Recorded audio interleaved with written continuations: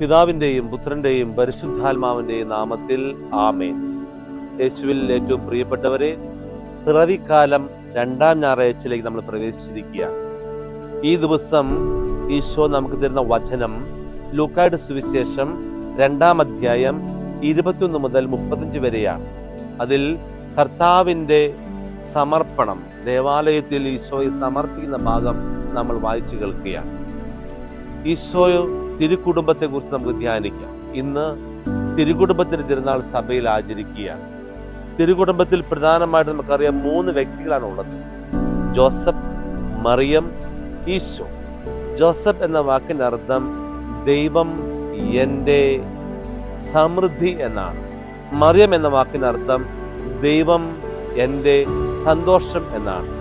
ഈശോ എന്ന വാക്കിന്റെ അർത്ഥം ദൈവം എൻ്റെ രക്ഷകൻ എന്നാണ്. ജോസഫ് എന്ന വാക്കിന്റെ അർത്ഥം ദൈവം എൻ്റെ സമൃദ്ധി, മറിയം ദൈവം എൻ്റെ സന്തോഷം, ഈശോ ദൈവം എൻ്റെ രക്ഷകൻ. നമ്മൾ ഓരോരുത്തരും ഓരോ തിരുക്കുടുംബമായി തീരുവാൻ ഇന്ന് ഈശോ വിളിക്കുകയാണ്. ഞാനും നിങ്ങളും യേശുവിൻ്റെ സമൃദ്ധിയായി മാറണം. ഞാനും നിങ്ങളും യേശുവിന് വേണ്ടി സന്തോഷമായി മാറണം. ഞാനും നിങ്ങളും യേശുവിന് വേണ്ടി രക്ഷയായി മാറണം. മറ്റുള്ളവർക്ക് സമൃദ്ധി നൽകുക, മറ്റുള്ളവർക്ക് സന്തോഷം, ആനന്ദം നൽകുക, മറ്റുള്ളവർക്ക് രക്ഷ നൽകുക. എങ്ങനെ ശക്തിയായി മാറാം? നമ്മുടെ ഓരോ വാക്കും വചനവും നമ്മുടെ പ്രവൃത്തികളും മറ്റുള്ളവർക്ക് ശക്തി പകരും. പോസിറ്റീവ് എനർജി നൽകണം. സമൃദ്ധി, നമുക്ക് സാമ്പത്തികമായി വലിയ വളർച്ചയും ഉയർച്ചയും അല്ലെങ്കിൽ വലിയ സമൃദ്ധി ഇല്ലെങ്കിൽ തന്നെയും നമ്മുടേതായിട്ട് നല്ല മനസ്സ്, അതാണ് വലിയ സമൃദ്ധി. ആ സമൃദ്ധി പരിശുദ്ധ അമ്മയെ പോലെ കൊടുക്കുമ്പോൾ, അതുകൊണ്ട് അറിഞ്ഞുകൊണ്ട് സഹായിക്കുന്നത് സമൃദ്ധിയാണ്. ഈ സമൃദ്ധി അറിഞ്ഞുകൊണ്ട് നമ്മൾ കൊടുക്കുമ്പോൾ അത് വലിയൊരു അനുഗ്രഹമാണ്. കാനായിലെ കല്യാണത്തിലെ പരിശുദ്ധ അമ്മ അവിടെ സമൃദ്ധിയായി മാറി. ഭയപ്പെട്ട ശിഷ്യരുടെ ഇടയിൽ പരിശുദ്ധ അമ്മ സന്തോഷമായി മാറി, എല്ലാവർക്കും രക്ഷയായി മാറി. നമുക്കും ഈ ഒരു തിരുകുടുംബത്തിന്റെ വലിയ അർത്ഥം ഉൾക്കൊണ്ടുകൊണ്ട് മറ്റുള്ളവർക്ക് ആയിത്തീരാൻ സാധിക്കും. ഈശോ ദൈവം എൻ്റെ രക്ഷകൻ എന്നാണ്. ഈ രക്ഷ നമ്മുടെ ഓരോ കരങ്ങളിലും, നമ്മുടെ കണ്ണുകളിലും, നമ്മുടെ നാവിലും ചുണ്ടിലുമൊക്കെ മറ്റുള്ളവർക്ക് ഒരു രക്ഷയായി തീരുമ്പോൾ നാമും ഓരോ തിരുക്കുടുംബത്തെ രൂപപ്പെടുത്തുകയാണ്. ഇത് നമുക്ക് ജീവിതത്തിൽ ഉണ്ടാകും. യേശുവിന് പേരിടാനായിട്ട് എന്താണ് പേരിടേണ്ടത്? യേശു എന്ന നാമം തന്നെ ഇടണം. യേശു എന്ന നാമത്തിന് നേരത്തെ പറഞ്ഞതുപോലെ രക്ഷകൻ എന്നാണ് അർത്ഥം. യേശുവിനെ സമർപ്പിക്കുക. ഈ നാമം നമ്മൾ തന്നെ സമർപ്പിക്കും. നമ്മുടെ ഓരോ പേരും നാമവും ഓരോ വിശുദ്ധ ബലിയും സമർപ്പിച്ച് പ്രാർത്ഥിക്കും. കുഞ്ഞുങ്ങൾ ജനിക്കുമ്പോൾ യേശുവിനോട് ചോദിച്ചിട്ട് വേണം പേരിടാനായിട്ട്. നമ്മൾ നമ്മുടെ ഓരോ പേര് വെച്ചിട്ട് കഴിഞ്ഞാൽ അതിന് വേറെ അർത്ഥമാണ് ഉണ്ടാകുന്നത്. അത് പാടൂല. യേശുവിനോട് ചോദിച്ചിട്ട് നാമം, അത് ബൈബിൾ പരമായും നാമം ഇടുമ്പോൾ അതിന് ഒത്തിരി അർത്ഥമുണ്ട്. നേരത്തെ പറഞ്ഞതുപോലെ യേശുവിൻ്റെ നാമം. അപ്പോസ്തല പ്രവർത്തനത്തിൽ 3-ാം അധ്യായം 6-ാം തിരുവചനം ഇങ്ങനെ പറയുന്നു: യേശുവിൻ്റെ നാമം സൗഖ്യം നൽകുന്ന നാമമാണ്. യേശുവിന്റെ നാമത്തിൽ പത്രോസ് ശ്ലീഹ അതാ സൗഖ്യം നൽകുന്നു. എഴുന്നേറ്റ് നടക്കുകയാണ്. യേശുവിന്റെ നാമം അത്രമാത്രം ശക്തമാണ്. യേശുവിന്റെ നാമം സാത്താൻ വരെ കീഴ്പ്പെട്ടു പോകുന്നു. സാത്താൻ കീഴ്പ്പെടട്ടെ, സാത്താൻ മാറിപ്പോകുന്നു. അതാണ് ലൂക്കായുടെ സുവിശേഷം 10-ാം അധ്യായത്തിൽ നമ്മൾ കണ്ടുവരിക. യോഹന്നാന്റെ സുവിശേഷം 15-ാം അധ്യായം 16-ാം തിരുവചനം പറയുന്നു: യേശുവിന്റെ നാമം അത് പ്രാർത്ഥനയാണ്. യേശുവിന്റെ നാമത്തിൽ നിങ്ങൾ പ്രാർത്ഥിക്കുക, ലഭിക്കും, ഉറപ്പാണ്. പിതാവിനോട് നിങ്ങൾ ചോദിക്കുന്ന എന്ത് നിങ്ങൾക്ക് തരും. യേശുവിന്റെ നാമത്തിൽ നിങ്ങൾ പ്രാർത്ഥിക്കുക, അവർ നിങ്ങൾക്ക് തരും, ഉറപ്പാണ്. ഏറ്റവും വലിയ നാമം, ഫിലിപ്പിയരുടെ ലേഖനത്തിൽ 1-ാം അധ്യായത്തിൽ പറയുന്നു, ഏറ്റവും വലിയ നാമം കർത്താവിന്റെ നാമമാണ്, യേശുവിന്റെ നാമമാണ്. ഈ നാമം, പരിശുദ്ധമായ നാമം നമ്മൾ തീർച്ചയായിട്ടും ഉച്ചരിക്കുമ്പോഴും പങ്കുവെക്കുമ്പോഴും ഈ ഒരു സൗഖ്യവും ഈ സാത്താനെ മാറ്റുന്നതിനുള്ള വലിയൊരു കൃപയും നല്ലോണം പ്രാർത്ഥിക്കുവാനുള്ള ശക്തിയുമൊക്കെ നമുക്ക് തനിയെ ലഭിക്കും.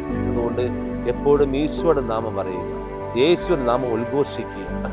തിരുക്കുടുംബം വളരെ പ്രധാനപ്പെട്ടതാണ്. തിരുക്കുടുംബം, ഓരോ കുടുംബവും പരസ്പരം അറിയണം. ജോൺ പോൾ രണ്ടാമൻ മാർപ്പാപ്പ തന്റെ അവസാന കാലഘട്ടത്തിൽ എൻ്റെ വീടൊന്ന് സന്ദർശിക്കണമെന്ന് പറഞ്ഞ് പോളണ്ടിലുള്ള വീട്ടിലേക്ക് പോയി.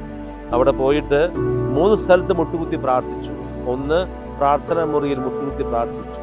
2 ഭക്ഷണമുറിയിൽ മുട്ടുകുത്തി പ്രാർത്ഥിച്ചു. 3 അപ്പനമ്മയും കിടക്കുന്ന ആ മുറിയിൽ മുട്ടുകുത്തി പ്രാർത്ഥിച്ചു. എന്നിട്ട് ഇങ്ങനെയാണ്: ഒരുമിച്ച് പ്രാർത്ഥിക്കുന്ന കുടുംബം, ഒരുമിച്ച് ഭക്ഷിക്കുന്ന കുടുംബം, ഒരുമിച്ച് ബലിയർപ്പിക്കുന്ന കുടുംബം എന്ന് നിലനിൽക്കുന്ന കുടുംബമാണ്. നമുക്കും ഒരുമിച്ചായിരിക്കാൻ, ഒന്നായിരിക്കുവാനായിട്ട് സാധിക്കുന്നത് ഈ 3 മേഖലകൾ വളരെ പ്രധാനപ്പെട്ടതാണ്. അതുകൊണ്ട് നമ്മുടെ കുടുംബങ്ങളെ സമർപ്പിച്ച് പ്രാർത്ഥിക്കണം. പ്രത്യേകിച്ച് മക്കളുടെ കാര്യത്തിൽ മാതാപിതാക്കൾക്ക് ഒരുപാട് ശ്രദ്ധ ഉണ്ടായിരിക്കണം. ഈശോ പതിവ് പോലെ പ്രാർത്ഥിക്കാൻ പോയി, ഈശോ പതിവ് പോലെ ദേവാലയത്തിലേക്ക് പോയി, ഈശോ പതിവ് പോലെ മലയിലേക്ക് പോയി, ഈശോ പതിവ് പോലെ ദേവാലയത്തിലേക്ക് പോയി. മക്കൾ പതിവ് പോലെ ദേവാലയത്തിലേക്ക് പോകുന്നുണ്ടോ? പതിവ് പോലെ പ്രാർത്ഥിക്കുന്നുണ്ടോ? പതിവ് പോലെ സമർപ്പിക്കുന്നുണ്ടോ? മാതാപിതാക്കൾ നോക്കണം. അതിനൊരു ഉദാഹരണം ഞാൻ പറഞ്ഞു തരാം, പെട്ടെന്ന് മനസ്സിലാക്കാൻ പറ്റും. ഒരു കുഞ്ഞ് സ്കൂളിൽ വിട്ട് കഴിഞ്ഞ് വരുമ്പോൾ ആ കുഞ്ഞിന്റെ മുഖത്ത് നോക്കി, പ്രത്യേകിച്ച് അപ്പനും അമ്മയ്ക്കും ആ കുഞ്ഞിന്റെ മുഖത്ത് നോക്കി പറയാൻ സാധിക്കണം: കുഞ്ഞെ, നിന്റെ മുഖത്ത് ടെൻഷൻ ഉണ്ടല്ലോ, നിനക്ക് എന്തോ പ്രോബ്ലം ഉണ്ടല്ലോ, എന്താ സ്കൂളിൽ സംഭവിച്ചത്, നീ ടീച്ചറോട് എന്തെങ്കിലും കയർത്ത് സംസാരിച്ചോ, കൂട്ടുകാരുമായിട്ട് വഴക്ക് കൂടിയോ, ഇത് അങ്ങോട്ട് ചോദിക്കണം. അപ്പൊ കുട്ടി പറയും, ശരിയാണ്, നിങ്ങൾ എങ്ങനെയാണത് അറിഞ്ഞത്? അത് കുട്ടികളുടെ മനസ്സും ആത്മാവും അറിയുന്ന മാതാപിതാക്കൾ, അതായത് ഒരു അതീന്ദ്രിയ ജ്ഞാനം അനുഭവിച്ചറിയുന്ന മാതാപിതാക്കൾ ഇന്ന് വീടുകളിൽ കുറഞ്ഞു പോയി എന്നതാണ് ഓരോ മക്കളുടെയും ദുരന്തം, ഓരോ കുടുംബത്തിന്റെയും ദുരന്തം. അങ്ങനെ നമ്മൾ അവരോട് മനസ്സറിഞ്ഞ് ചോദിക്കുമ്പോൾ അവർ പിന്നെ വഴിവിട്ടു പോവുകയില്ല, അവർ മാറിപ്പോവുകയില്ല. കാരണം പോയാൽ എൻ്റെ അപ്പനും അമ്മയും അകലെയാണെങ്കിലും അവരതറിയും.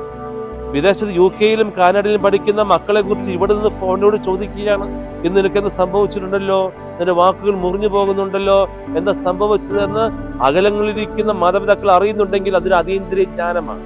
ഈ ജ്ഞാനമില്ലാത്തതാണ് ഈ കുടുംബത്തിന്റെ ദുരവസ്ഥ. അതുകൊണ്ട് കുടുംബത്തിൽ മക്കളെ വളർത്തുമ്പോൾ യേശുവിന്റെ നാമത്തിൽ വളർത്തുക. കർത്താവ് നമ്മെ സൗഖ്യപ്പെടുത്തട്ടെ. ഇപ്പൊ തിരുകുടുംബത്തിന്റെ തിരുനാൾ ആശംസകൾ നേർന്നതോടൊപ്പം മക്കളെയും ഓരോ പ്രാർത്ഥനയിലും, ഓരോ ദീപലിയിലും ദേവാലയത്തിൽ സമർപ്പിച്ച് പ്രാർത്ഥിക്കട്ടെ. അതുവഴി നമ്മുടെ കുടുംബവും തിരുക്കുടുംബമായി തീരട്ടെ. നമ്മുടെ കർത്താവ് ഈശോ മിശിഹായുടെ കൃപയും പിതാവായ ദൈവത്തിന്റെ സ്നേഹവും പരിശുദ്ധാത്മാവിന്റെ സഹവാസവും നമ്മുടെ കൂടെ ഉണ്ടായിരിക്കട്ടെ, ഇപ്പോഴും എപ്പോഴും എന്നേക്കും. ആമേൻ.